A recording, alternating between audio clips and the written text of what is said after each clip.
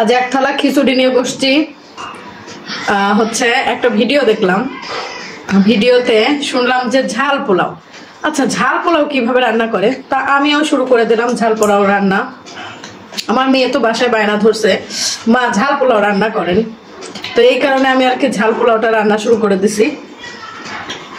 রান্না করার পরে খেলাম, এত স্বাদ, একদম পারফেক্ট একটা ঝাল পোলাও হয়েছে। ছোলা দিয়ে আর হচ্ছে খাওয়া, আমরা যে খাবারটা খাই সাধারণ চাল, সিদ্ধ চাল আর কি, সেই চাল আর দেশি মুরগির মাংস দিয়ে আর কি বলে ভুনা খিচুড়ি।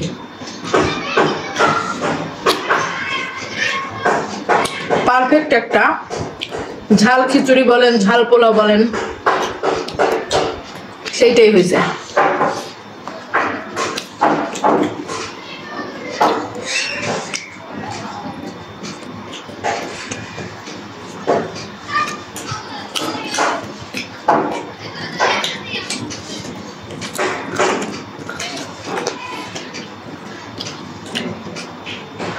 তবে খিচুড়িটা আর একটু লবণ হলে মনে হয় বেশি ভালো লাগতো।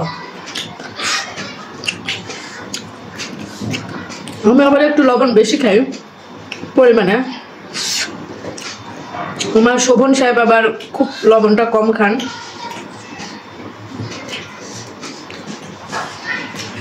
আর সাথে শুকনো মরিচটা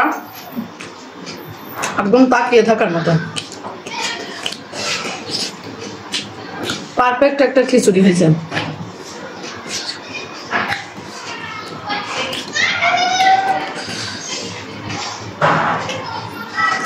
যারা যারা খেতে চান অর্ডার করে ফেলুন। হ্যাঁ, তোমার মা রান্না কি রাঁধুনি, তোমার মা হচ্ছে রান্না করে করে অর্ডার দেবে না? যারা যারা খেতে চান তারা তারা কমেন্ট করুন, বাসায় আসবেন, আমি রান্না করে তাদেরকে খাওয়াবো। আসলে বাসায় আসলে তো রান্না করা কষ্ট আমার। ও একটা কাজ করেন, আমি হচ্ছে রেসিপিটা আমার পেজে দিয়ে দেবো, ভিডিওটা ছাড়বো, আপনারা সেই রেসিপিটা দেখে রান্না করে করে খাবেন।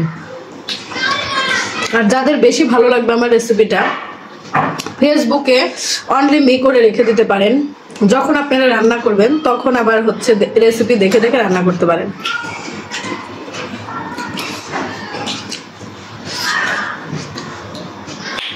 পারফেক্ট একটা খিচুড়ি হয়েছে।